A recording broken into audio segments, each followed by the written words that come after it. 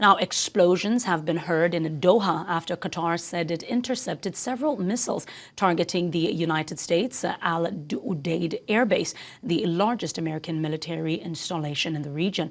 The development marks a significant escalation in regional tensions. Qatar's Ministry of Defense says its air defense system successfully intercepted multiple missiles apparently aimed at Al Udeid airbase. The Interior Ministry confirmed there were no casualties or material damages. Residents across Doha received emergency alerts on their mobile phones, urging them to remain indoors. While traffic continues, roads are noticeably quieter than usual. Explosions have also been reported in the United Arab Emirates, in Bahrain and Kuwait.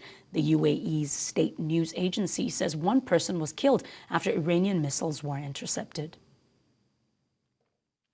Now, to bring it home, the African Union has called for urgent de-escalations following strikes by the United States and Israel against Iran, warning that further escalation could have serious consequences for Africa.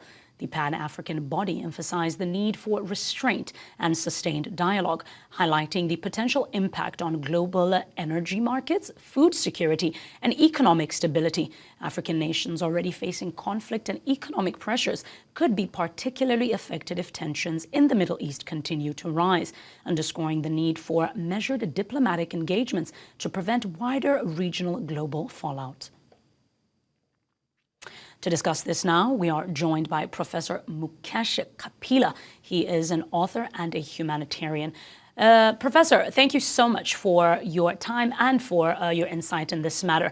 What could be the real goal behind U.S.-Israeli strikes in Iran at this time? I think considering that for the last few weeks, the U.S. has been putting half its navy in the region and considerable military resources. This time around, it's not the surgical strikes that it had a few months ago, but the game has been upped. And I think regime change, whether the US says it or not, is likely to be the ultimate objective of US policy. Now, President Donald Trump has labeled this operation as Operation Epic Fury. Before this, at his peace forum that he had launched, he had mentioned that there has been, or he confirmed actually, that there was peace in the Middle East. Taking a look at what is happening right now, could this military action spark a wider war within the region? Well, Iran has obviously retaliated, as you have already covered on your news, in terms of strikes against US bases in the region. Now, if these retaliation strikes are limited to the US bases, then I think that's where it is probably going to rest, because Iran would be extremely foolhardy to take on the Gulf countries which are hosting American military assets. Having said that, the nature of the command and control of Iran is extremely important. If that gets disrupted, then there are enough ideological madmen in the Iranian establishment to be able to lash out. So my assessment at the present time is that there will be retaliations, there will be missiles launched here, there, and everywhere, but I do not think that this will escalate very much at the present time. However, it will be very disruptive, as we're already seeing now. And now, when we bring it home and we look at the African markets, might African nations face pressure to take sides in this conflict? And if so, why would that be? I don't think so at the moment. Of course, any African nation would be extremely foolish and foolhardy to try and embroil itself on any side in this conflict. That being said, I think I'm not sure Africa is strategically located to play any significant role in this battle between the United States and Iran. So there will be secondary disruptions in terms of oil, in terms of food security and trade and such like. But now is the moment for Africans to hunker down and mind their own business. There's enough problems, enough conflicts already occurring on the African continent, which are out of control. And this is the last place in the world that they want to venture into at the present time. Now, Professor, We are seeing alerts, of course, beyond Israel and Iran. What does this mean for the neighboring countries? I think for the neighboring countries, it's very disruptive. In fact, I myself was going to be flying shortly through that region, and my flights have been disrupted. And this is just typical of the disruptions that are taking place. So, and there will definitely be economic and trade, tourism, and so on disruptions. And we've already seen, I think, there local populations, not foreigners in the Gulf alone. I'm talking about local Emiratis or local Kuwaitis or local Bahrainis. They're at the front line now in terms of the conflict. So I think these risks need to be taken seriously by the civilians of the Gulf region, right up to Jordan and Lebanon and so on. And remember, there's a side conflict going on at the same time between Israel and Lebanon, and of course Syria is in turmoil as well as Iraq. So the civilians of those nations, they are going to be disrupted one way or the other, whatever happens between the US and Iran. Now, Professor, let's look at the role of the United Nations. Very quick sometimes to condemn, but a little bit more slow when it comes to execution. Should the United Nations intervene in this? If so, how can they intervene in such a way that their contribution is substantial?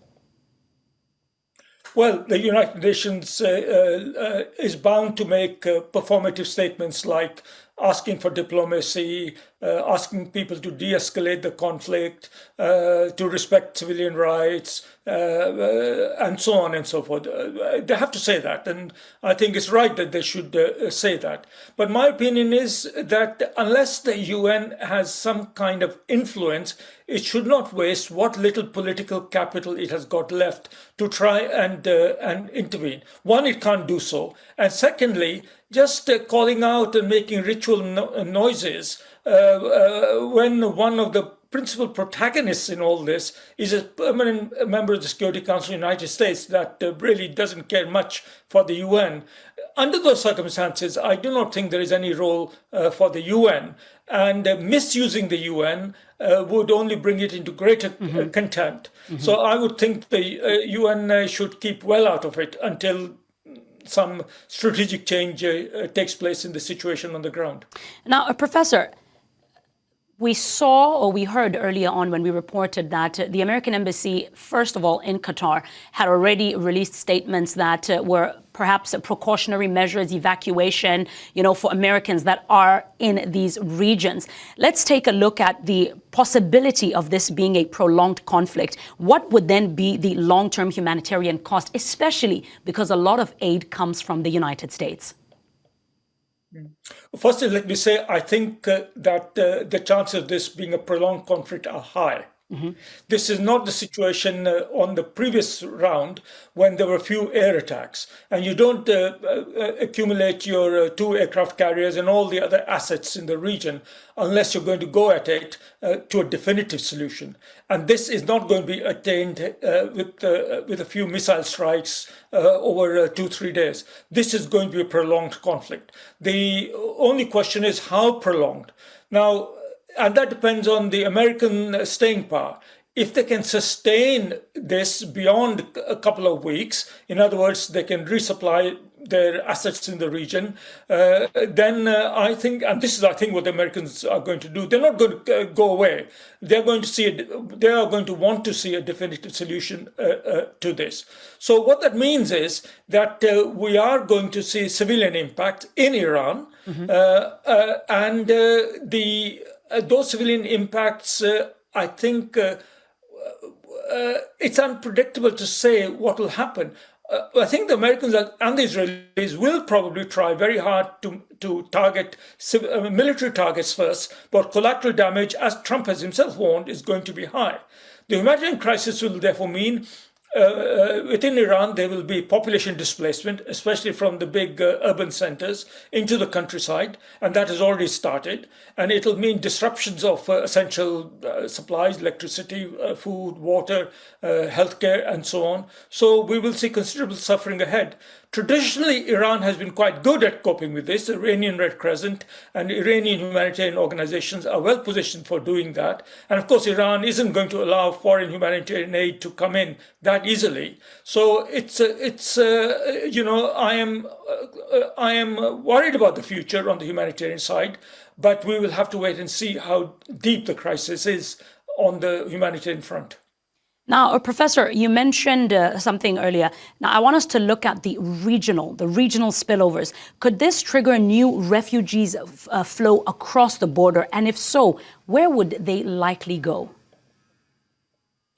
If you're talking about refugees from Iran, then they're likely to go to neighboring countries, Turkey and Iraq.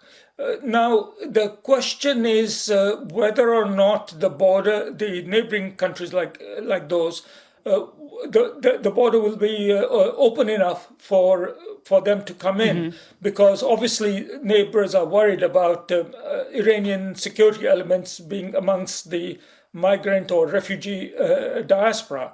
But going from past experience, where there have been major wars, especially during the earlier decades, I think there could be regional flows, but the problem also is that countries like Iran and like Turkey and Iraq have ambivalent attitudes towards Iran.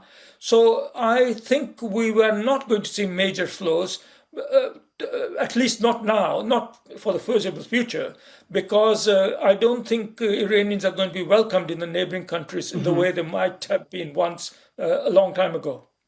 Professor Mukesh Kapila, thank you so much for your insight and your time.